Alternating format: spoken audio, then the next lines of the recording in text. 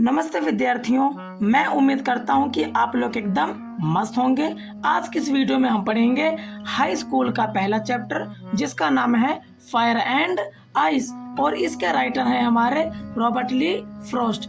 इस छोटे से परिचय के बाद आइए हम बढ़ते हैं अपने पहली लाइन की तरफ। हमारी पहली लाइन है some say the world will end in fire.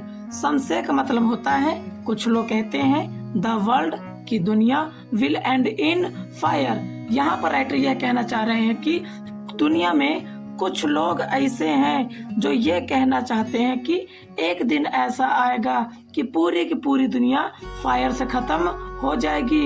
And some से इन आइस, और राइटर यह कहते हैं कि कुछ लोगों का यह कहना है कि एक न एक दिन दुनिया आइस से खत्म हो जाएगी। इसमें राइटर यह कहना चाह रहे हैं कि कुछ लोगों का यह मत है कि एक दिन दुनिया आग से खत्म हो जाएगी और कुछ लोगों को यह कहने का है कि एक दिन दुनिया बर्फ से खत्म हो जाएगी। अभी अभी ऊपर एक शब्द आया था फायर। आप सभी लोग जानते हैं फायर का मतलब होता है आग, लेकिन यहाँ पर राइटर ने फायर में एक सिंबोलिज्म यूज कर रखा है। सिंबोलिज्म एक प्रकार का पोएटिक डिवाइस है जिसमें राइटर अपनी बात को डायरेक्ट ना कह करके किसी सिंबल के थ्रू अपनी बातों को कहता है। यहाँ पर फायर का मतलब आग नहीं है, फायर का मतलब है burning desire. Burning desire means होता है हमारी जलती हुई इच्छाएं। क्योंकि अभी इसमें ध्यान से देखिए, राइटर ने पहली लाइन कहा सम से कुछ लोग कहते हैं द वर्ल्ड की दुनिया विल एंड इन फायर, कि एक दिन ऐसा आएगा कि दुनिया आग से खत्म हो जाएगी। यहाँ पर राइटर का मतलब फायर का मतलब आग से नहीं, फायर का मतलब है बर्निंग डिजायर, कि एक दिन ऐसा आएगा कि एक दिन पूरी दुनिया हमारी जलती हुई इच्छाओं के कारण खत्म हो जाएगी। अभी दूसरी लाइन में राइटर ने एक शब्द यूज किया था आइस। आइस का मतलब होता है बर्फ, लेकिन यहाँ पर कहने का मतलब नहीं कि पूरे ग्लोब में, पूरे संसार में बर्फ जम जाएगी। यहाँ पर भी राइटर ने सिंबोलिज्म यूज किया है।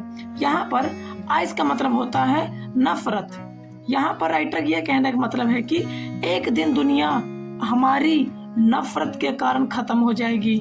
इसका एक खड़ा एग्जांपल ले सकते हैं first world war, second world war, कि हमने कैसे नफरत के चक्कर में एक दूसरे पर अटैक कर दिया था, काफी लोग मारे गए थे। इस पॉइंट को उठाकर शायद पोएट हमको ये मैसेज पहुंचाना चाहते हैं कि एक दिन ऐसा आएगा कि दुनिया हमारी जलती हुई इच्छाओं के कारण खत्म हो जाएगी। From what I have tasted of desire. Desire मतलब इच्छा होता है, टेस्ट मिस होता है चखना। यहाँ पर राइटर ये नहीं कह रहा है कि मैंने अपना दिमाग खोला, इच्छाओं को निकाल कर चख लिया। यहाँ पर टेस्टेड ऑफ डिजायर का मतलब यह है कि राइटर अकेले में बैठकर सोचता है कि क्या वाकई में एक दिन आग से दुनिया खत्म हो जाएगी या हमारी नफरत से खत्म हो जाएगी। फिर राइटर कहता है I hold with those who favour fire. यहाँ पर होल्ड का मतलब तो होता है पकड़ना, लेकिन यहाँ पर होल्ड का मतलब होता है टू हैव एन ओपिनियन। मतलब कि स्टार्टिंग में राइटर कहता है कि कुछ लोग कहते हैं कि दुनिया आग से खत्म हो जाएगी, कुछ लोग कहते हैं आइस से खत्म हो जाएगी, लेकिन राइटर कहता है कि मैंने अकेले बैठकर सोचा कि मेरे अनुसार क्या है। तब राइटर कहता है कि I hold with those who favour fire. Writer कहता है कि भैया मैं तो उन लोगों के साथ हूँ जो लोग कहते हैं कि दुनिया एक ना एक दिन नफरत से खत्म हो जाएगी। क्योंकि अलग अलग लोगों की अलग अलग मत है। But if had to perish twice, perish का मतलब यहाँ पर होता है डिस्ट्रॉय। अगर इसके पार्ट्स ऑफ स्पीच की बात करेंगे तब हमारी पेरिश एक प्रकार की वर्ब है जिसका मतलब होता है टू बी डिस्ट्रॉयड, कि पूरे तरीके से नष्ट कर देना। यहाँ पर राइटर कह रहा है आई थिंक, मैं सोचता हूँ, आई नो, मैं जानता हूँ, इनफ, इनफ मीन्स पर्याप्त, ऑफ हेट। राइटर कहता है कि मैं जानता हूँ कि नफरत ही क्या है, पर्याप्त है। काहे लिए पर्याप्त है? To say that of destruction ice, कि अगर दुनिया खत्म होनी है तो क्या ही काफी है। इज आल्सो ग्रेट, कि अगर दुनिया को खत्म होना है तो हमारी आयुष ही क्या है, अपने आप में महान है। यहाँ पर फिर से बता रहा हूँ, आइस का मतलब बर्फ नहीं, हमारे अंदर की नफरत से है। अगली लाइन है दोस्तों, एंड आल्सो सफिस। सफिस का मतलब होता है to be enough, to for something. यहाँ पर सफिस का मतलब होता है कि पर्याप्त।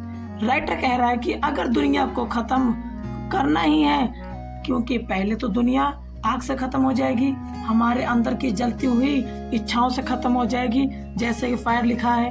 अगर राइटर कहता है कि अगर हमारी जलती हुई इच्छाओं से भी दुनिया बच जाती है, तब बची खुची दुनिया को हमारी नफरत ही खत्म कर देती है। मैं उम्मीद करता हूँ कि आपको यह पोइट्री अच्छे से समझ में आई होगी।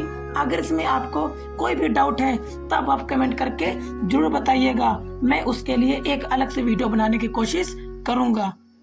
धन्यवाद।